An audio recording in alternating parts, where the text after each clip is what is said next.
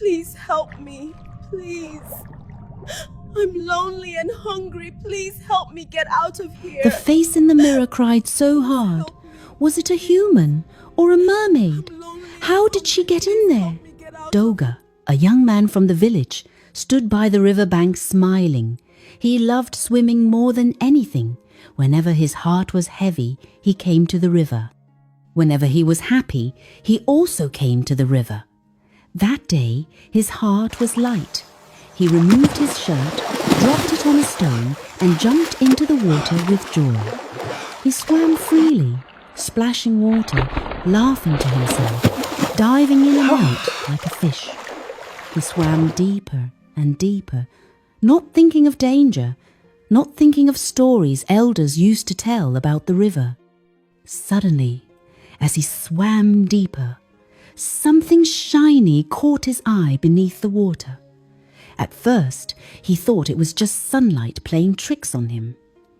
But the more he looked, the clearer it became. There was something lying at the bottom of the river, a mirror, a very clear mirror. Doga slowed down. His heart started to beat faster. As he moved closer, his blood almost froze. Inside the mirror was a face, a beautiful face, but it was crying. The lips were moving. Bubbles came out as the face shouted silently, "Please help me! Help me!" Doga's eyes widened. Fear grabbed him by the chest. Without thinking, he turned around and swam up as fast as he could. He burst out of the water, gasping for air, coughing, his chest rising and falling. He almost ran away from the river. His legs were shaking. He stopped, bent over, hands on his knees, breathing heavily. "What did I just see?" he whispered to himself. Was that a human? Or what was that? He looked back at the river, his heart pounding like a drum. Doga took a few steps away from the river. His mind was screaming at him to run to the village and tell people what he saw. Stories he had heard as a child came rushing back to him. Stories about strange things in the river. Stories about people who never returned. He wiped water from his face and turned as if to leave, but his feet stopped. His heart was still beating fast, but another voice spoke inside him. What if it is someone who needs help? He thought. He stood there for a long time, arguing with himself. Fear pulled him one way. Courage pulled him another way. Slowly, he turned back. His hands were shaking as he walked toward the river again.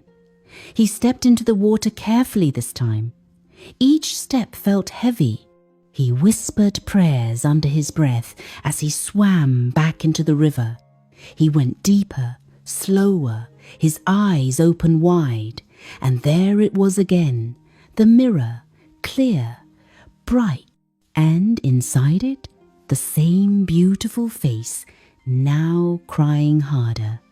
Tears flowed down her face like rain, even inside the mirror. Her eyes met Doga's eyes, and her lips moved again. "Please help me," she whispered. Doga's fear grew, but so did his pity. His chest felt tight. He slowly stretched his hand toward the mirror. His fingers touched it. It was real, cold. With one strong move, he pulled the mirror from the riverbed and swam back up. When he reached the surface, he dragged himself to the riverbank and fell on the sand, breathing hard. He sat up and held the mirror in front of his face. What he saw made his heart stop for a moment. The face inside the mirror was the most beautiful face he had ever seen. Her skin shone like pearls. Her eyes were full of tears and pain. She was crying profusely, shaking, whispering again and again, "Please help me." Doga swallowed hard. "Who are you?" he asked in a hurry. "Where are you from? How did you get inside this mirror?" His voice was shaking, his heart still racing. The beautiful face looked at him with sorrow and fear. "My name is Mona," she said softly, her voice echoing as if it came from far away. I am a mermaid. I did nothing wrong. I did nothing. This was what happened. In a beautiful underwater kingdom, colourful plants danced with the water. Fish swam happily around. Mona was there, cleaning a beautiful place. She was humming a soft song as she worked, her voice sweet and calm. She was gentle, careful, and kind. Suddenly, another mermaid swam toward her. She wore expensive jewelry and carried herself like she owned the whole water. Hey, she shouted. Mona! This was Maya, the princess. Her eyes were sharp and her face was full of pride. Go and clean my room this minute, Maya ordered.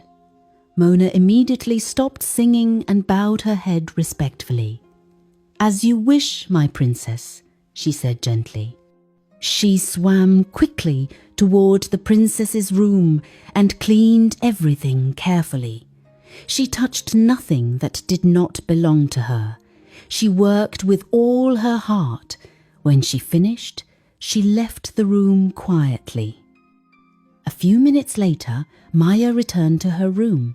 Suddenly, she screamed loudly, my jewelry is missing. Her voice echoed through the kingdom. Mona, you thief, give it to me. Guards rushed in. Mona was dragged back, confused and shaking. She fell on her knees, crying. I did not take it, she said, again and again. Please believe me. But no one listened. Before Mona could even understand what was happening, she was taken before the king. The whole kingdom was summoned. Mermaids and mermen gathered, whispering among themselves. Mona knelt in the middle, crying so hard her shoulders shook. The king's face was dark with anger. You were asked to clean my daughter's room, he roared, his voice shaking the water itself, and all you could do was steal? Mona lifted her face, tears streaming down. I didn't do it, she said weakly. Keep quiet, the king shouted. How dare you say my daughter is lying? His words cut like knives. Mona opened her mouth to speak again, but only sobs came out. As the king ranted, his eyes suddenly moved to one side. One of his wives was sitting there calmly, holding a mirror, painting her face. She was smiling at herself, fixing her looks, not caring about the serious matter going on. The king stared at her in anger. His chest rose and fell. Suddenly, in his rage, he pointed at Mona. Dark power moved through the water. Before anyone could stop him, he cast a spell. Mona screamed as her body was pulled into the mirror the queen was holding. The wife gasped loudly and dropped the mirror in shock. Inside the mirror, Mona banged and cried, her voice trapped. The king grabbed the mirror angrily and flung it far away into the sea with all his strength. You will remain in there forever, and the mirror will never break, he said. It disappeared into the deep water. The king then turned to his wife, his anger still burning. How dare you paint your face in a serious gathering like this? He shouted. Won't you exist if you don't paint your face? The other wives lowered their heads, hiding their laughter, afraid to speak. That was what happened, Mona said in tears, lowering her head. Doga's hands were sweating. His heart ached for Mona.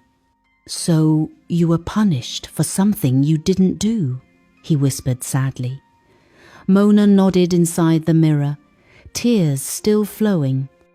I have been trapped for a very long time, she said, crying, calling for help. No one hears me. The water carries my voice, but no one listens. Doga felt a strange pull toward the mirror. He wanted to help her, but fear still lived in his chest. He looked around to see if anyone was watching. The river was quiet. Trees swayed gently. If I help you, he asked carefully, what will happen to me?